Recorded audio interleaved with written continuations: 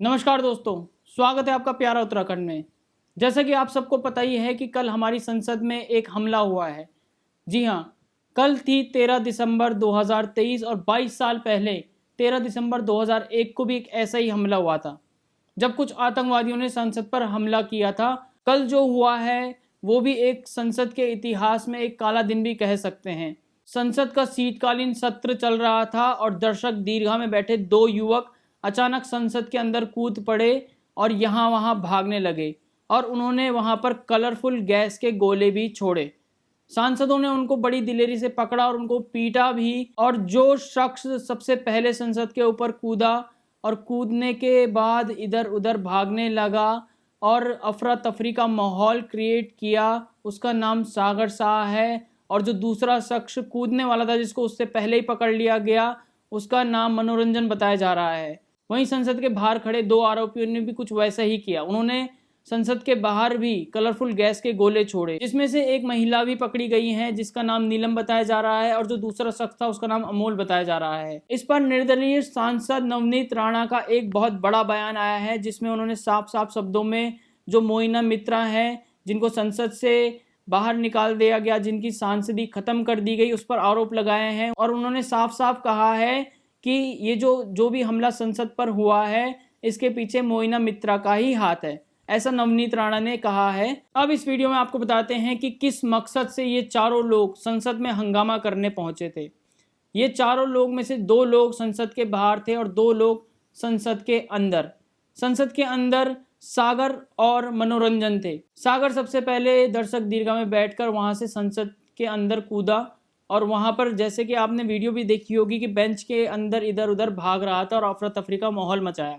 वहीं उन्होंने संसद के अंदर कलरफुल गैस के गोले भी छोड़े। अब बता दें आपको कि किस तरह के ये लोग हैं। ये जो चारों लोग हैं जो पकड़े गए हैं, पुलिस की गिरफ्त में हैं, ये चारों किसी एक शहर या एक राज्य से नहीं आते, ये चारों अलग अलग राज्य से आते हैं। जब ये पकड़े गए तो इन्होंने कहा कि हम सिर्फ बेरोजगारी के खिलाफ और सरकार के खिलाफ ये जो आंदोलन है उसको कर रहे हैं, इसको ये आंदोलन का नाम दे रहे हैं। ये चारों लोग कह रहे हैं कि हम किसी ग्रुप से नहीं जुड़े हुए हैं। लेकिन एक बात आप ये सोच सकते हैं कि जब जो शुरुआती इन्वेस्टिगेशन हुई है उसमें पता चला है कि ये जो प्लानिंग थी, जो संसद भंग करने की प्लानिंग थी, ये लगभग 1 साल या 1.5 साल पहले से चल रही थी। और ये चारों सोशल मीडिया के तहत एक ग्रुप है भगत सिंह ग्रुप, उससे जुड़े हुए हैं। न ही ये चारों एक ही शहर के हैं, न तो ये चारों एक ही राज्य के हैं। जो पकड़ा गया सागर है वो लखनऊ का है, जो नीलम पकड़ी गई वो हिसार की है और बाकी दो आरोपी भी अलग अलग राज्यों के हैं। अब अगर इनकी मंशा सिर्फ बेरोजगारी के खिलाफ या सरकार की नीतियों के खिलाफ ये जो भी इन्होंने किया संसद के अंदर ये सब करने की थी, तो फिर ये लोग 1.5 साल से इसकी प्लानिंग क्यों कर रहे थे? सवाल सबसे बड़ा यही आता है। अगर ये चारों अपने आप को निर्दोष बता रहे हैं और कह रहे हैं कि हम सिर्फ बेरोजगारी और सरकार के खिलाफ, सरकार की नीतियों के खिलाफ ये जो भी इन्होंने किया है संसद के अंदर, सिर्फ बेरोजगारी और सरकार के खिलाफ करना चाहते थे, तो इसकी प्लानिंग के लिए 1.5 साल क्यों लगे? आपको बता दें कि कल बुधवार को संसद भवन में दो युवक लोकसभा की दर्शक दीर्घा से सदन के भीतर सांसदों के बीच कूद गए, नारेबाजी करने लगे, कलरफुल गैस भी छोड़ी, सांसदों की तरफ मेज पर फांदते हुए दौड़ने लगे और जूतों में छिपाकर लाए गए कलरफुल स्मोक से धुआं धुआं कर दिया संसद को।